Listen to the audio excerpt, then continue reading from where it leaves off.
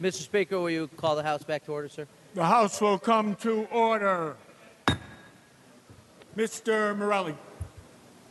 Yes, sir. Obviously, we appreciate the members' indulgence and patience, and we're working to get through our evening's work as quickly as possible. Members have on their desks a B calendar. I now move to advance the B calendar. On a motion by Mr. Morelli, the B calendar is advanced. Mr. Morelli. Yes, sir. If we could now go directly to Rules Report number 25 on page 3 of the B calendar. Clerk will read. Assembly Number 9000C, Rules Report 25, Budget Bill, and Act to Amend. On a motion by Mr. Farrell, the Senate bill is before the House. The Senate bill is advanced. An explanation is requested, Mr. Farrell. Thank you, Mr. Speaker. The executive budget was released on January 13, 2016. Since that time, we've held a series of public hearings, heard from our constituents and colleagues, and drafted a budget resolution to express our priorities. We then moved into negotiation with the Senate and the executive and produced the proposal which is before us today. The all-funds, the Assembly Budget Financial Plan, projects all funds expenditures of $154.9 billion in the state fiscal year 2016-17, which is an increase of 1.83% over last year and 0.02% over the executive's proposal. When the federal aid for Superstorm Sandy, which was $1.1 billion, and the Affordable Care Act, $6.8 billion, and monetary settlement spendings of $1.3 billion are considered, total spending would be $145.6 billion for the state fiscal year 2016-17, which is an increase of 1.43% from the prior year's adjusted spending level. State operating funds spending is projected at $96.2 billion, an increase of $1.9 billion over, or 2%, exactly 2%.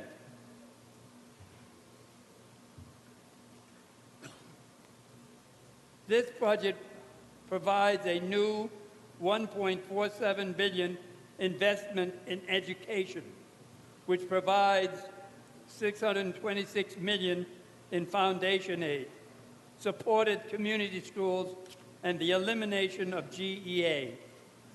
It also reestablishes our commitment to public higher education by providing freezing in-state tuition, by increasing supporting to community colleges, and by an increase in capital funds to SUNY and CUNY. We recommitted to families, providing authorities to increase the minimum wage and paid family leave. We made unprecedented investments in infrastructure, supporting our state's vast transportation network and investing in affordable and supportive housing. We continued our commitment to take care of our most vulnerable individuals in our health care system. Last, the personal proposal before you today brings back a progressive tax code by providing a modest middle-class tax cut. With that, I'm looking forward to our discussion on the budget proposals with each of you, and I thank you, Mr. Speaker. Before we begin that, the governor's message is at the desk. Clerk will read the message. I hereby certify to an immediate vote Andrew M. Cuomo, Governor. Ms. Corwin. Thank you, Mr. Speaker. On the bill? On the bill, Ms. Corwin. Thank you.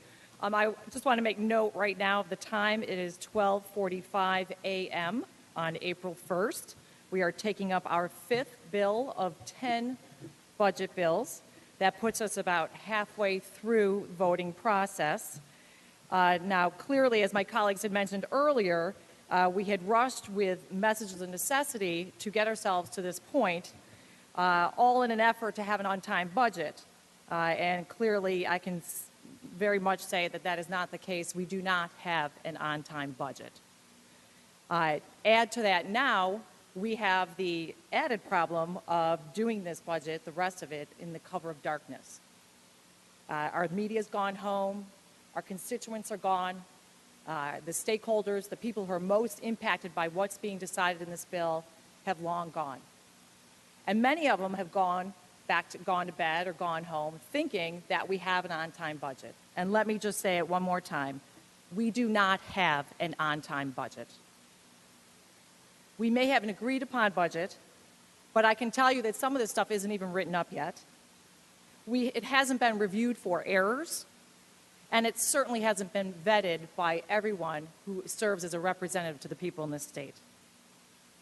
As a colleague of ours earlier had stated, that a lot of times the information, well, we just know what's out there because we read it in the press or we hear it from somebody else. Well, let me tell you right now from what happened tonight that that is not the case. We were told that the bill that we were about to take up, that there was going to be some language taken out of it that would modify the bill. Well, lo and behold, when our staff finally gets to read the bill, no, that language is still in there. Something else came out. And we never would have caught it if we didn't have the time to sit down and read it line by line. And let me just point out to you, our staff had 3 hours and 15 minutes to read that rough draft line by line. And we cannot rely on somebody telling us what's in there because it changes right up until the moment that we get it. We have to go through that process. We have to take that rough draft and we have to go line by line. And our staff, God bless them, did it in 3 hours and 15 minutes. And I can just tell you, the issues that they were reading line by line were important issues like tax cuts to the middle class. How about conversion to star benefits or farm tax credits? Things that are going to affect taxpayers throughout this entire state. And let me tell you, this is not easy language to grasp. And there's a lot of technicality to it. And still, in 3 hours and 15 minutes, we certainly made our best shot at it. But I can tell you, and I think we all know this, that over the next coming months, we're going to spend a lot of time doing technical corrections. And none of that has to happen. None of it. And what's most frustrating to me about this whole process is this is not being driven by the Speaker or the majority. On several occasions, several have told me that this is all being driven by the governor. So I am calling out Governor Cuomo, that you have no business running this schedule in this House. We have separate branches of government. The governor does not run the legislature. So I would like to know why the heck we are sitting here because we have somebody who's in a different branch of government telling us to have this done now. It makes no sense, and I'm very, very frustrated by it. And certainly for our staff members who are killing themselves to read this stuff, it's not fair. And that's why at this moment I make a motion pursuant to Rule 2, Section 4, Subdivision 5, to postpone till Sunday the vote on this bill.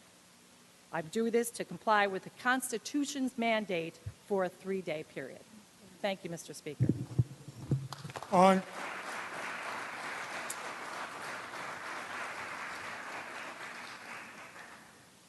On Ms. Corwin's motion, clerk will record the vote.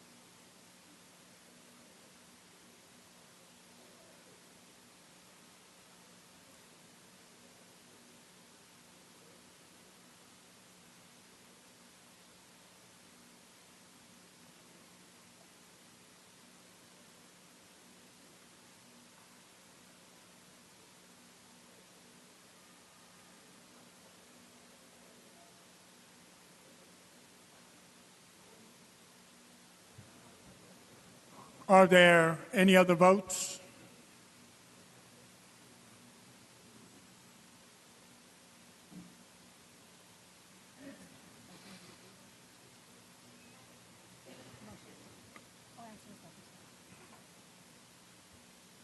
Clerk will read the results. Ayes 42, noes 88. The motion is defeated.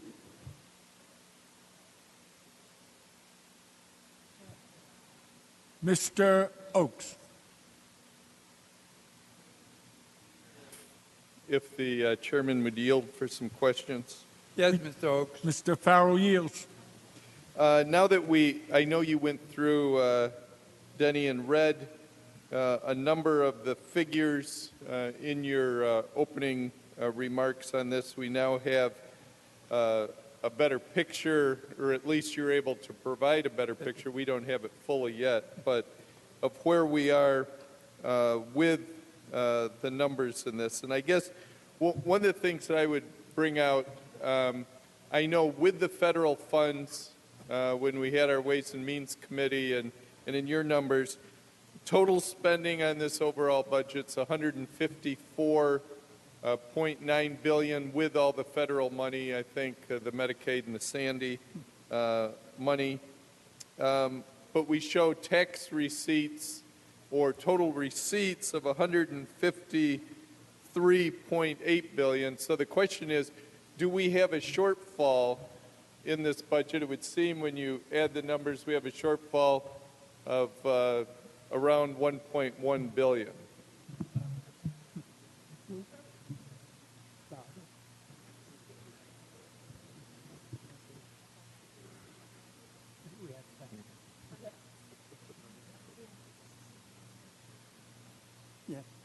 It's balanced. These are preliminary numbers, but the numbers will balance. The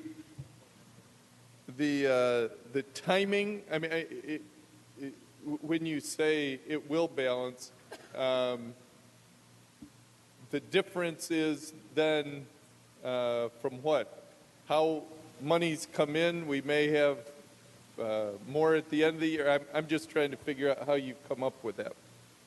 Or how you provide your confidence to say it'll balance out.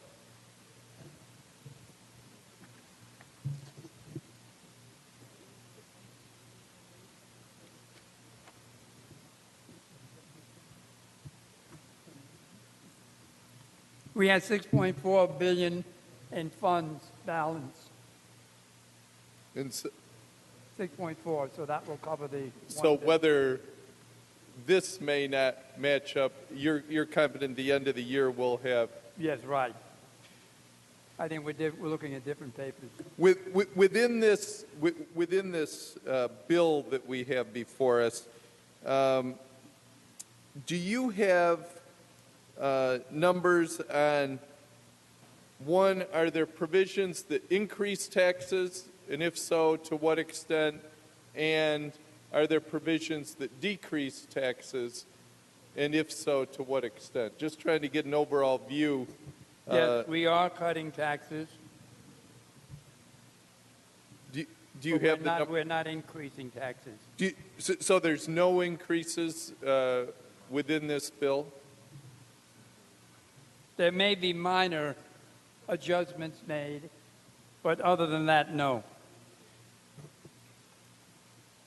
In the decreasing of taxes, do you have numbers on that? What in the upcoming year or the 2016-17 budget year and out years where you see reductions in taxes for New York taxpayers?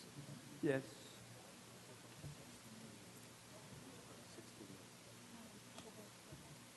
What's that? No, what are these?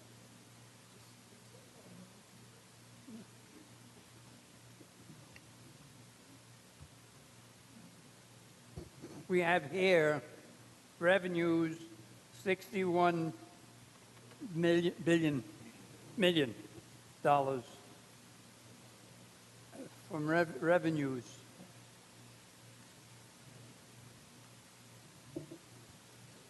That's in this. for 16-17. Okay. And beyond that, does those numbers increase? Yes, they do. You want to hear them? Yeah, please. Okay. 18, it will be 224 million. 19 will be 612. 20 will be 1.49 billion. And 21 will be 2 billion 63 million. 2.63. Do you have numbers on an average individual taxpayer, what they might expect to see, someone sitting and thinking about their own situation, kind of an average person in New York, any sense on the dollars that they're going to see in savings? Maybe average annual, have we had a chance to get those numbers yet? We don't have anything official, but we figure in the beginning it will be $200 to $500, depending on which portion of the chart that we created we'll get. But that will happen in the first payment, which is 2 years from now. Do we have any sense, small business owners, how many of them might benefit from this tax cut? Do we have numbers that, in other words, would file using the individual? If they're paying income tax, yes. But do we have any sense the number of businesses that file through the personal income tax who are going to benefit from this? We don't have the number, but we think it's a very large proportion. And so what businesses might, an average business might expect to save, Money. but numbers-wise, on an annual basis, you gave a number for individuals. Anything that we might have that businesses might expect to save through this cut? Yeah, businesses that file through income tax, through their personal income tax, and there are a lot of businesses that do that, they will, of course, will get it also. A part of this bill talks about giving a farm workforce retention tax credit, helping farms to offset some of the costs of the increased minimum wage. Do we have any well, first of all, we haven't seen any information. When we're anticipating an increase, a proposed increase in the minimum wage. Do we know what year that begins? Is that 2017, 2018? That's this year. December 16th this year. December of This- 2016. Yes. And increases annually after that in the December times? Every December, it will go up, determined by whether it needs to or not. So do we know on the tax, the workforce retention tax credit, do we have any idea what percent Say that one again. the farm Or the same thing. yeah, yeah, farm workforce retention Yeah, tax yeah. credit. Do we have any sense what that tax credit equates out to as a percent? So we're going to see under the proposal minimum wage going up annually. We're going to see a workforce retention tax credit going to the farm owner to help offset that sum. Do we have any sense what percent of that increased minimum wage that tax credit would equate to?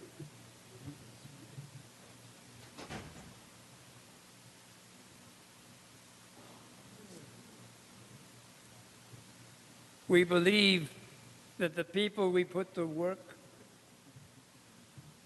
will get the minimum wage increase, and they will get the recovery in this program. And the farmers will recover all of it back. Recover. Yeah, recovered. Well, as I read some, you know, for a full-time worker, if you figure 2,000 hours or so a year, the first, again, I don't know the amount. What is the amount of the increase of that first year on 2016? Right now, the minimum wage in the state is $9. Might start counting.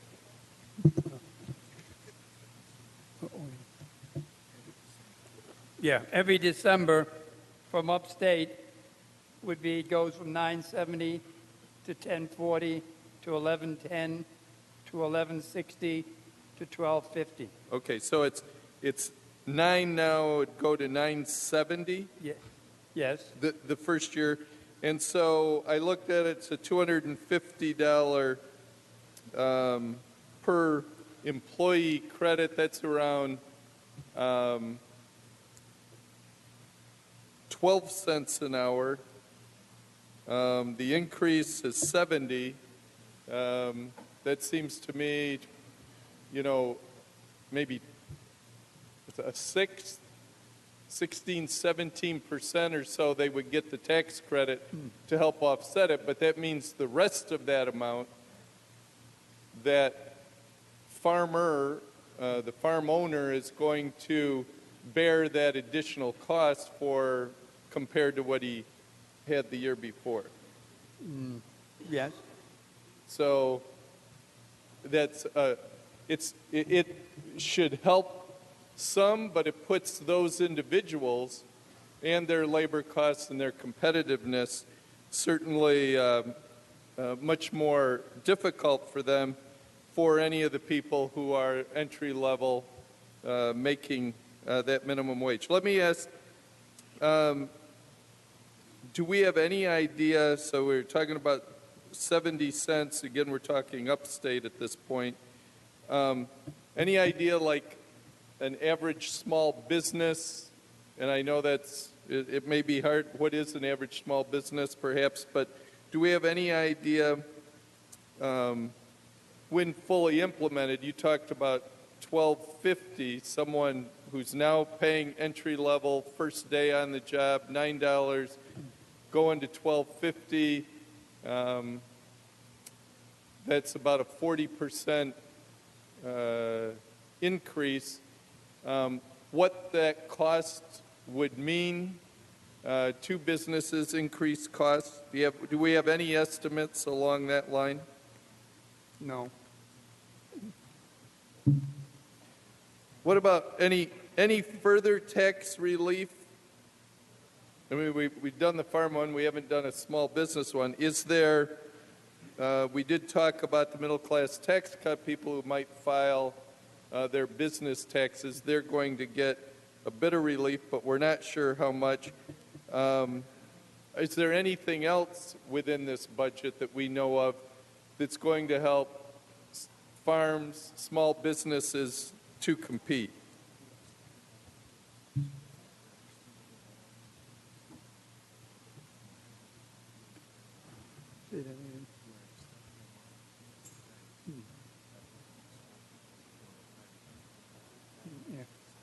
We have other programs that we're having for the farmers. They can hire youth. We give them credit for that. There are other programs that they have they can also get credits for, and those will allow them to continue to work and then still do what has to be done. Within this budget, are there any targeted tax incentives for low-income working families like the earned income tax credit? Did we do anything to adjust that here? No, we didn't.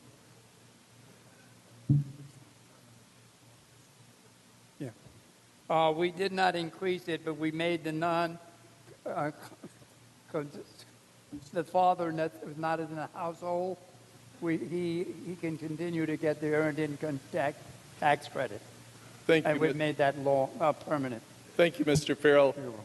On the bill, On the bill, Mr. Oaks. I'm just very concerned. A lot of there's so much uncertainty around this. The businesses, the farmers, individuals who are prospective employees or possible employees and current employees, the uncertainty of what this proposal overall that we're going to see could do in impacting the number of jobs in this state.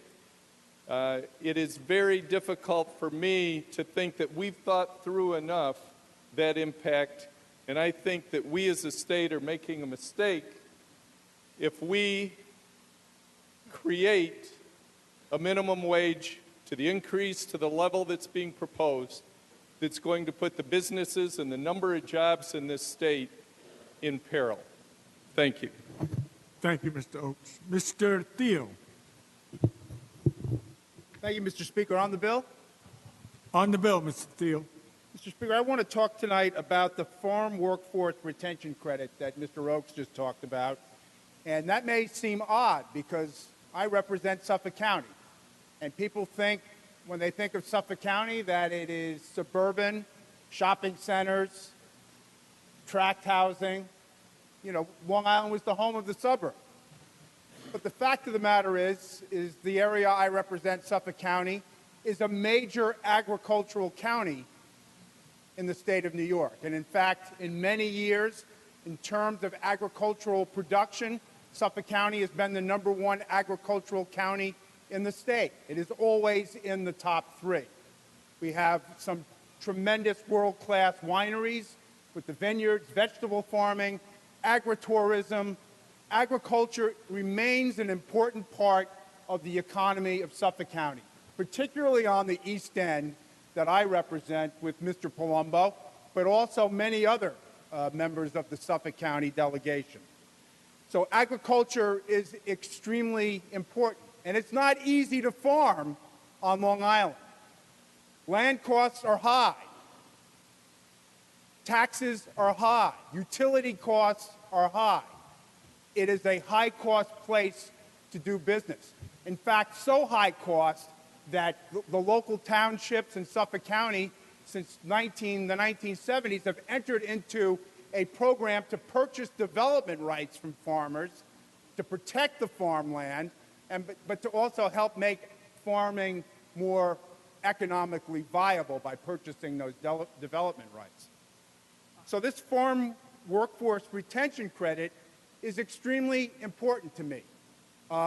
Unfortunately, it is extremely unfair if you happen to be from Suffolk County, or for that matter, from Westchester County, and you have farmers in your district, or with the off chance that there might still be a farm left or two in Nassau County. And here's why. In Westchester and Suffolk and Nassau, the minimum wage is going up from $9 to $15, and that's happening over a 4-year period. Now, upstate, the minimum wage is going to go up to $12.50 over 5 years, and then to be indexed until it ultimately gets to $15. And I understand the differences certainly between upstate and Long Island and why these differences are in the bill. But the fact of the matter is that the credit doesn't reflect that fact. The credit is the same amount of economic benefit whether you are in upstate New York or Long Island. So whether or not your minimum wage is going up $6 or $3.50, the credit is the same. And for me, with Long Island, with the cost of farming being as high as it is, and as difficult as it is, this credit should be indexed to reflect the fact that the minimum wage is different, the credit should be different. And even though this piece of legislation has the middle income tax cut in it, it's going to be very hard for me to vote for it because of the way that farmers on Long Island are being treated with this legislation. And the thing that's just secondly, briefly, what also makes it difficult to support this bill is the lame-brained, half-assed idea that the STAR program should be converted from an exemption to a income tax credit. If it's not broke, don't fix it. If there is a program that the state of New York has instituted in the 20 years that I have been in the state legislature that the public likes more than the STAR program, I am hard-pressed to think of it. It is extremely popular. It works extremely well. People like it just the way it is. So this idea to change it into an income tax credit where people, instead of getting the benefit right up front, are now going to have to pay that and then go through the process of getting an income tax credit is just stupid. It's silly. It's ridiculous. Somebody should explain why we needed to change the STAR program. So, Mr. Speaker, I appreciate all of the hard work that went into the revenue bill. I appreciate certainly the middle-class tax cut, which I think will be welcomed by many. But there are provisions in this bill that, in my opinion, are not well thought out. Perhaps the rush to get this done is part of the reason why it hasn't been that well thought out. But it really leaves me with a dilemma here tonight as to how to vote on this bill, because there are some major problems with this bill, even though there are many fine facets of what this bill attempts to do. Thank you, Mr. Speaker. Thank you, Mr. Thiel. Mr. Goodell.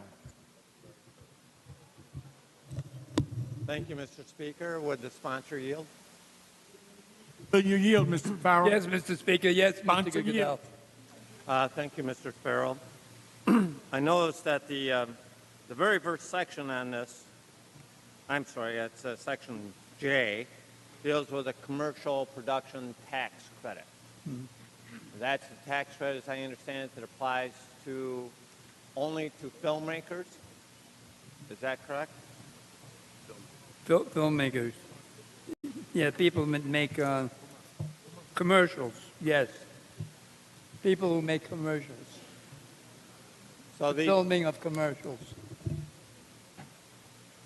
So these would be the people that, the advertising agencies, if you will, on Madison Avenue or wherever that make commercials in New York State, they get a special tax credit. Yes, yes.